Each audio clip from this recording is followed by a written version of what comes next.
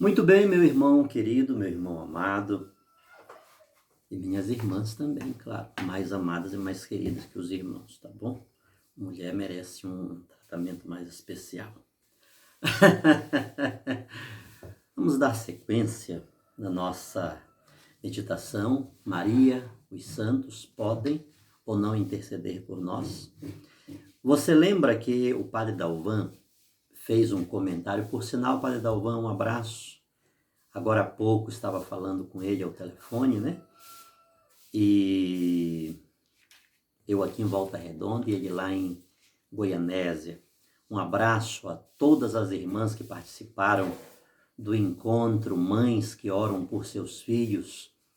E foi uma maravilha, foi uma bênção, né? A gente está longe, mas fica sabendo das coisas. Continuem intercedendo, pedindo a Deus por essas joias tão preciosas que Deus deu a cada uma de vocês, tá bom? E o padre Dalvan falou na live que fizemos, estamos já preparando uma outra, tá bom? Sobre o cânon das Escrituras, tá certo? Pastor Nicodemos, vamos bater de frente, meu irmão. Eu espero que tu me ames, tá bom? Eu espero que tu me ames. Mas não pode dizer, falar certas, ou melhor, pode, né? Tudo pode, né? Tudo a gente pode, né? Mas uma pessoa com a sua formação afirmar que os livros deuterocanônicos são apócrifos. Segundo, que eles só entraram para o cano das Escrituras na Contra-Reforma, foi o Concílio de Trento que inseriu os deuterocanônicos para diferenciar a Bíblia Católica da Protestante. Por favor, meu irmão. Por favor. Nós teremos uma live, vou avisar para vocês, sobre esse tema, o cano das Escrituras. Até, eu já falei isso muito, né? Esses 7 livros são livros apócrifos? O que são os livros apócrifos? Quais são os livros apócrifos? O que é um livro protocanônico? O que é um livro deuterocanônico? Proto, de primeiro, deutero, de segundo. É preciso entender isso. Vocês estão vendo, eu falei aqui no vídeo passado sobre 4 erros que emergem de 1 Timóteo, capítulo 2, versículo 5. Há um só Deus e um só mediador. Eu falei 4. Mas são muitos outros que surgem daí. Aí você imagina uma afirmação dessa? Vocês têm livros apócrifos. Olha só o desvio intelectual. A desonestidade intelectual. Por favor. No quarto século, nós já temos os deuterocanônicos?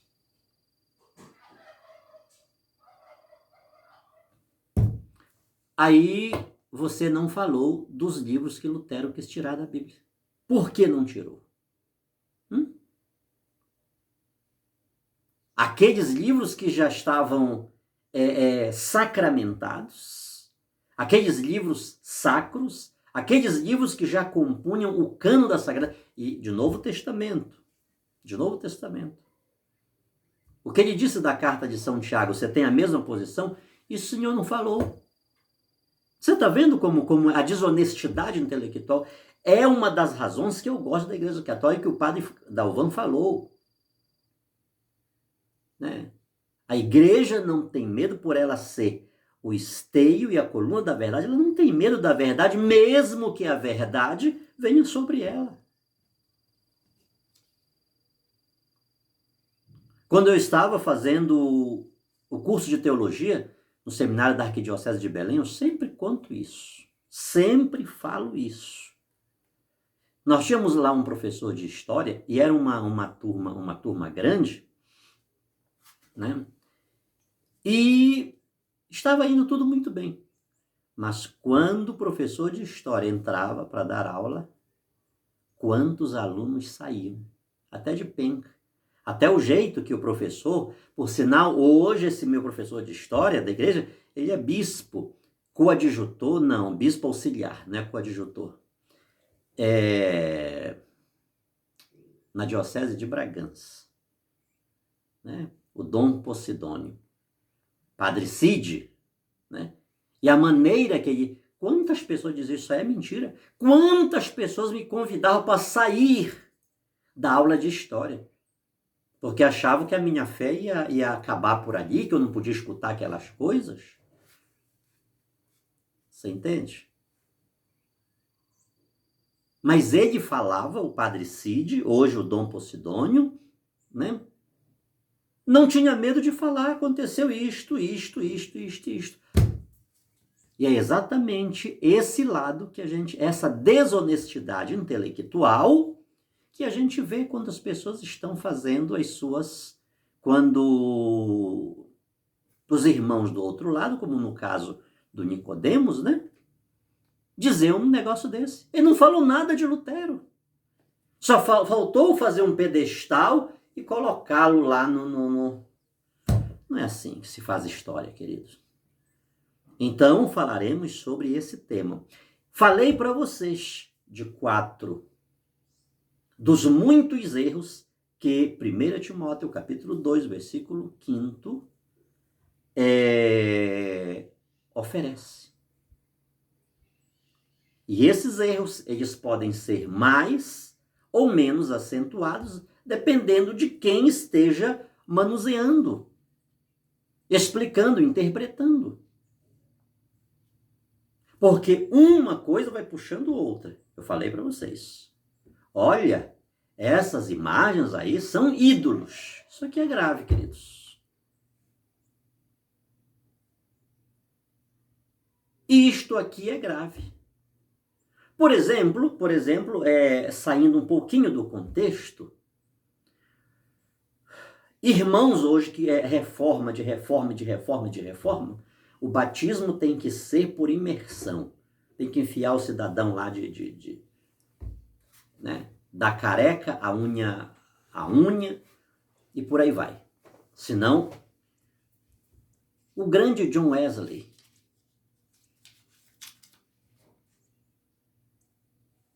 o fundador do metodismo,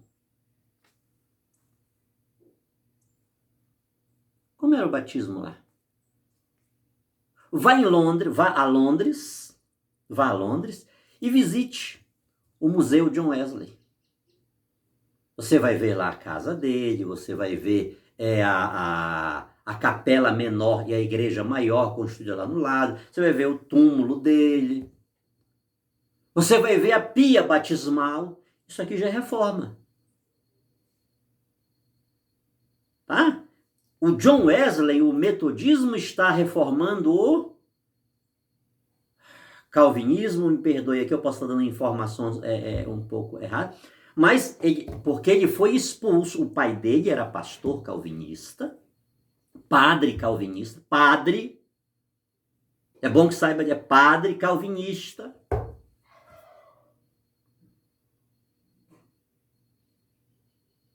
Ele tornou-se pastor calvinista.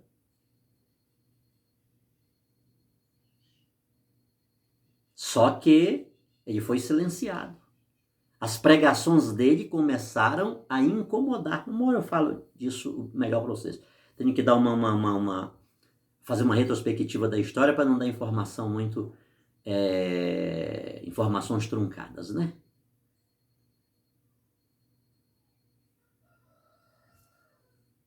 John Wesley.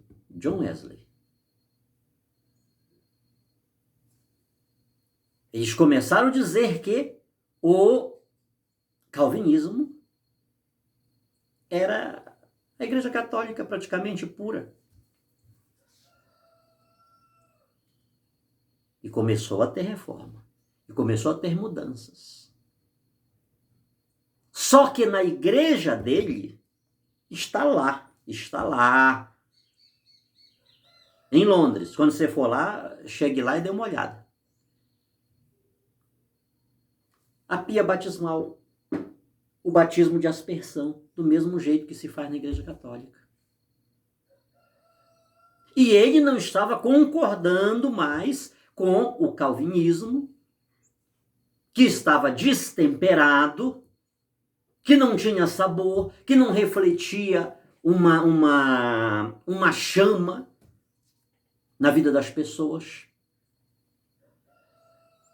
Apesar que a ideia dele não era formar a igreja, o metodismo, não era. Mas aquilo foi acontecendo, sobretudo depois daquela experiência que ele teve com o Espírito Santo, sobretudo depois daquele grupo na Universidade de Oxford, tá? O grupo santo do qual ele pertencia, eles começaram a viver uma mentalidade diferente. Porém, mesmo eles colocando-se contra o calvinismo, dizendo isso aqui não está certo, isso aqui não está certo, isso aqui está errado, o que é que vai acontecer? Muitas práticas da Igreja Católica ali estavam inseridas. Como, por exemplo, o batismo de crianças. O batismo por aspersão, o batismo naquela pia batismal. Vá lá e veja, está lá a pia batismal.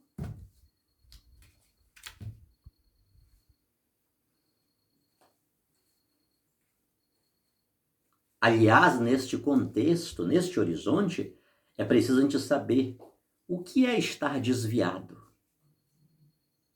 O que é desviar-se?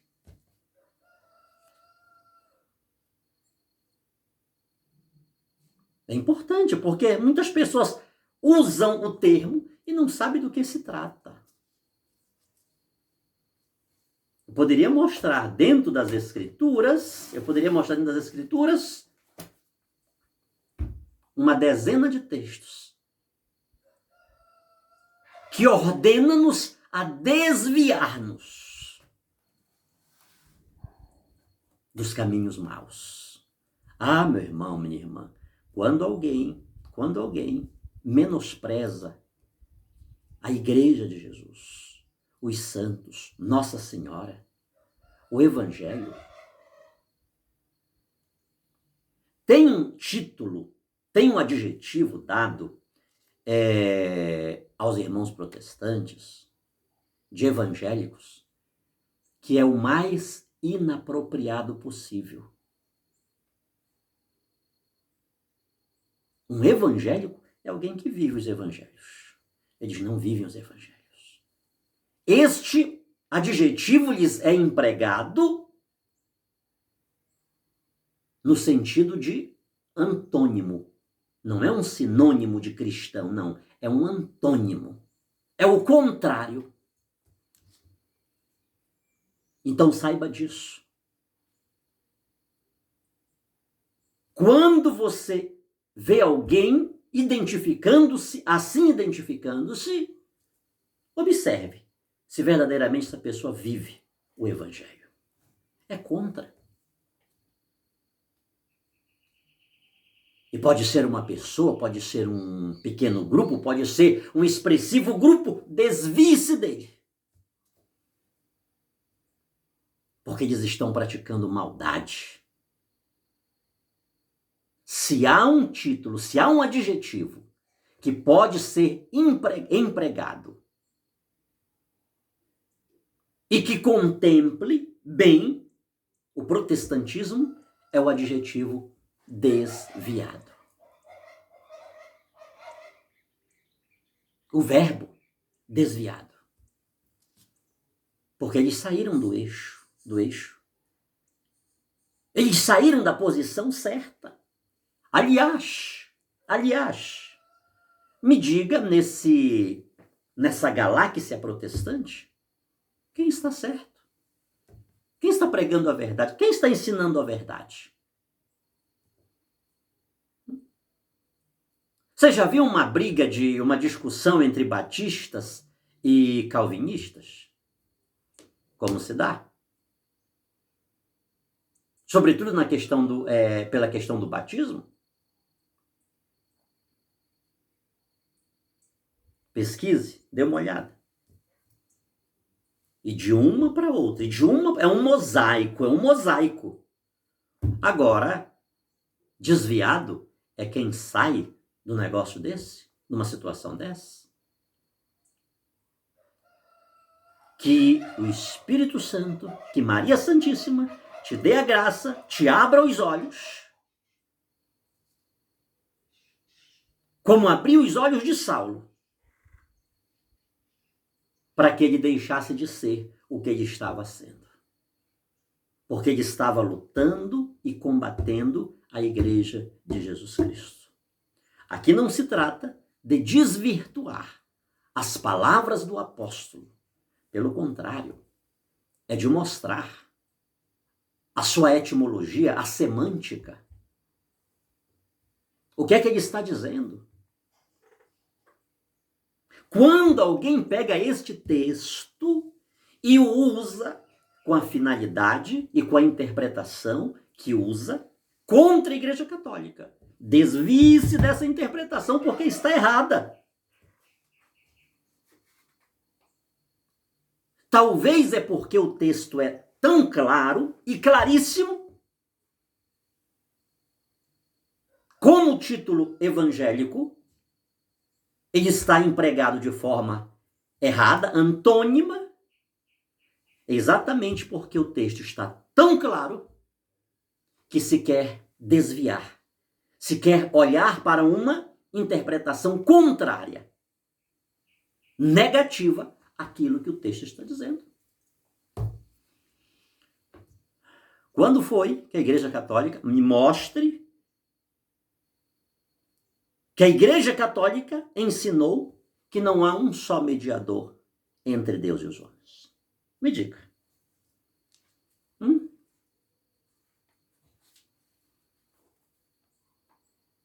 Você acha que a Igreja Católica ela não tinha autoridade na época, no quarto século?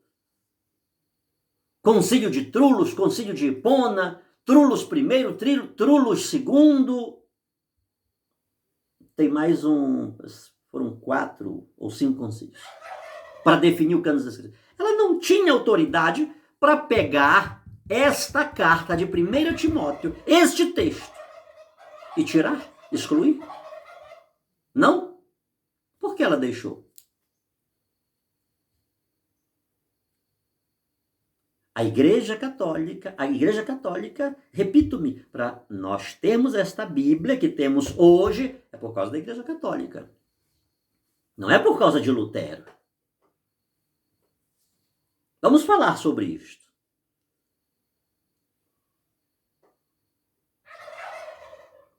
A igreja já era portadora, guardiã desse patrimônio de fé, da tradição escrita. Naquela época, ela não estava manchada pelo imperador Constantino? Ela não estava recebendo as benesses do império? Ela não era agora toda poderosa? Ela não saiu das catacumbas, da subversão, para agora ser a grande Babilônia? A grande prostituta? Ela dizia, opa, olha aqui, Jesus é um só mediador, arranca isso aí, isso aqui não vai dar certo, tira aí. Não tirou. Ela guardou fielmente para que hoje, um grupo de cristãos desviados queiram fazer do texto bíblico o que acham que devem fazer. Cada um do seu jeito, a sua moda.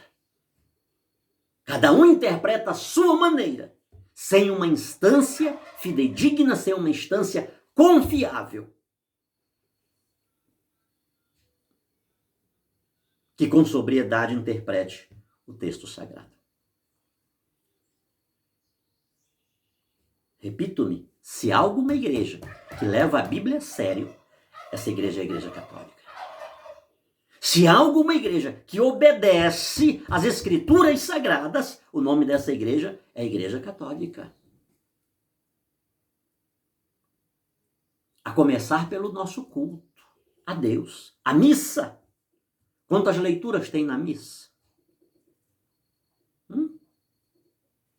Observe a missa, a estrutura da missa. Ela se dá em torno da mensagem de Deus, mas uma mensagem sólida e sóbria filtrada pela igreja. Não é qualquer coisa que vai entrando e ela vai permitindo. É um ensinamento pedagógico. Então isso é sério, queridos.